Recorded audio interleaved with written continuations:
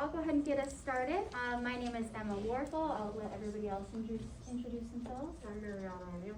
Cody McFadden. Emma Grace.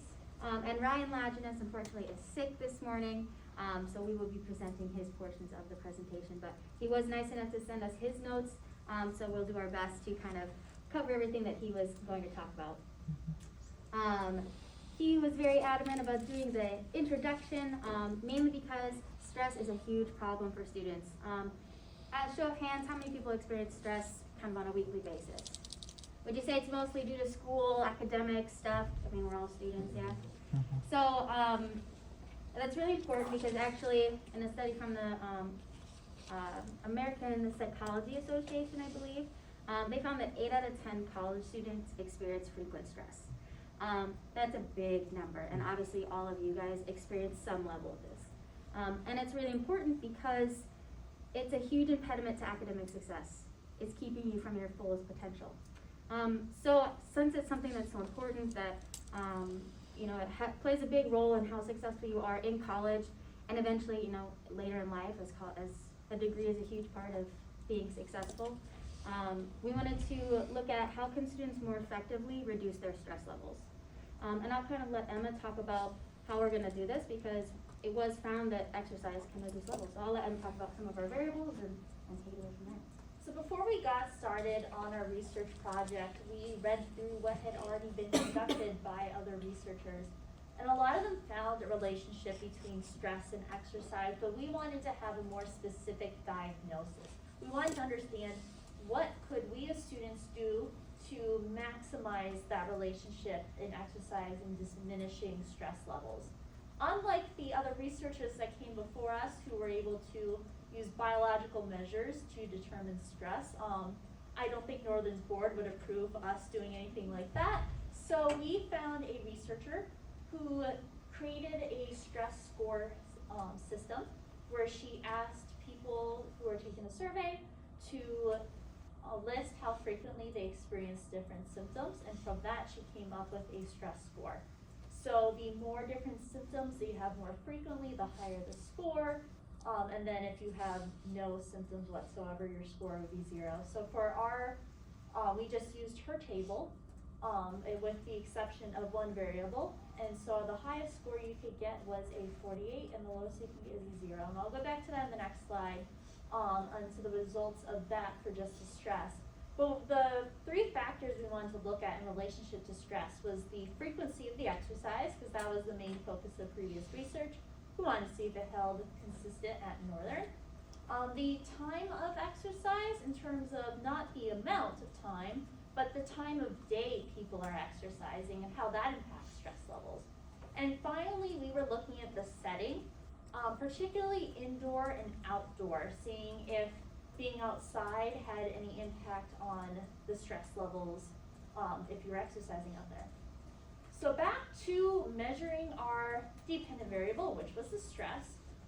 We wanted to get a sense of how much stress college students at Northern Michigan specifically were having. So many of you filled this out. So we can show you our results.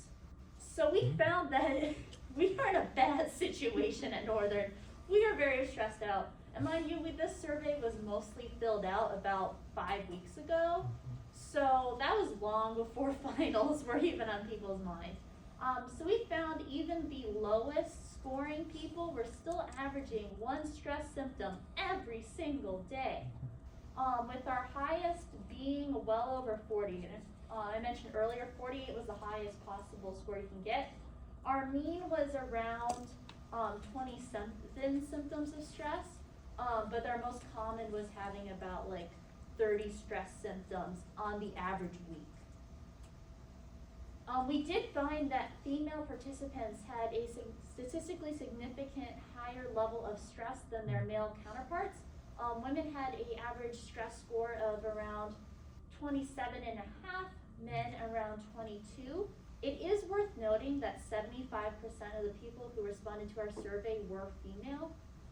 So it would be, if we were able to redo the survey and have a distribution of men and women that more accurately represents the Northern population, there is a chance that they would be more similar on the score. But given the significance that we found in the p-value, my guess is we'd still find that females would have a higher stress score. So our second hypothesis is exercise frequency, and exercise frequency is how often a student will exercise in a given week.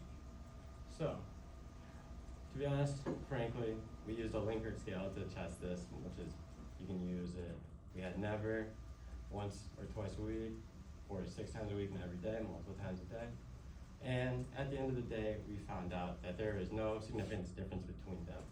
There was a 0.334 error on everything we did. So everything we did means nothing, frankly. So this means that if you're exercising, you're gonna get the same decrease in stress as if you would exercise every single day versus once a week. This isn't to say though that frequency does not play a role in stress. A lot of the studies we found does show that exercising more frequently does impact stress levels. And we also, there was a study that was really interesting too, that if you recognize that exercising has an effect on stress, typically if you're having more stress, you'll exercise more and more intensely. So there is a correlation, unfortunately, with our population and probably with our sample size. There just wasn't enough data to accurately display this, but we did want to recognize that while we did test it, there wasn't anything significant in our study to result. And then exercise time of day was our next, I think it was our second hypothesis. And so what we wanted to study here was what time of day do students experience the greatest level of stress relief? What time of day are students exercising, and how does that affect their stress levels? What we found was pretty interesting. So students experience stress throughout the day, whether it's morning, afternoon, or evening.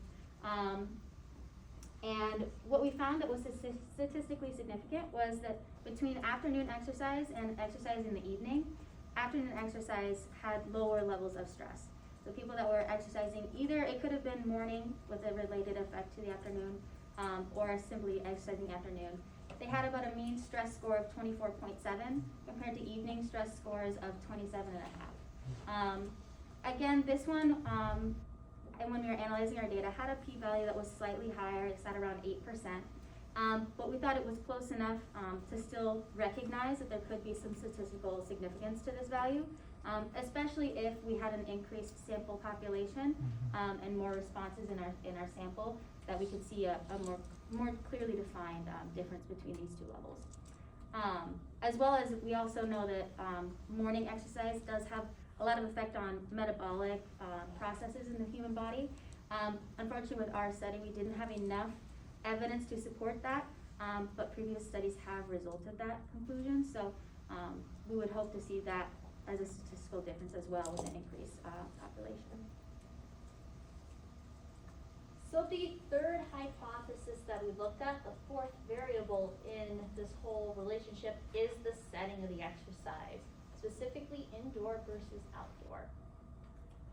So we did find that there was a correlation between where you exercise and stress levels.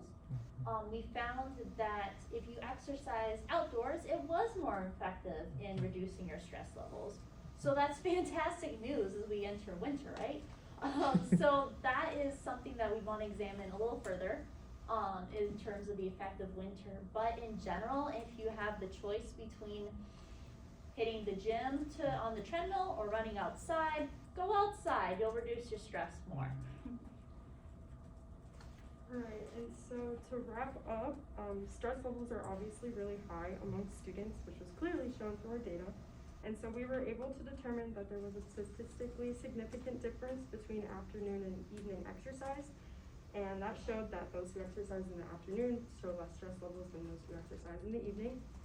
And then we were also able to determine that exercising outdoors decreased stress levels in students in comparison to indoors. And so the sample size of our research as a whole, we decided was not quite large enough to identify many significant differences between the variables. And so we decided that further research should be conducted with larger sample size at possibly several different universities in order to show those statistically significant differences for the variables. And so for frequency of exercise in relation to stress levels, we think that larger sample sizes could be used.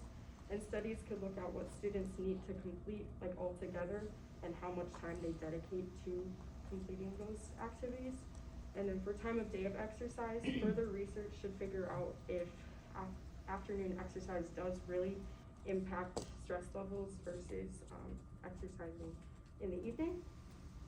And then we also, for location of exercise, experiments should be done at possibly different universities in different climates throughout different seasons to really show if there's influences of seasonal factors on stress reduction when exercising outdoors. And so again, we were able to come to some conclusions through our own research, but really there just needs to be more extensive research done to really prove our hypotheses.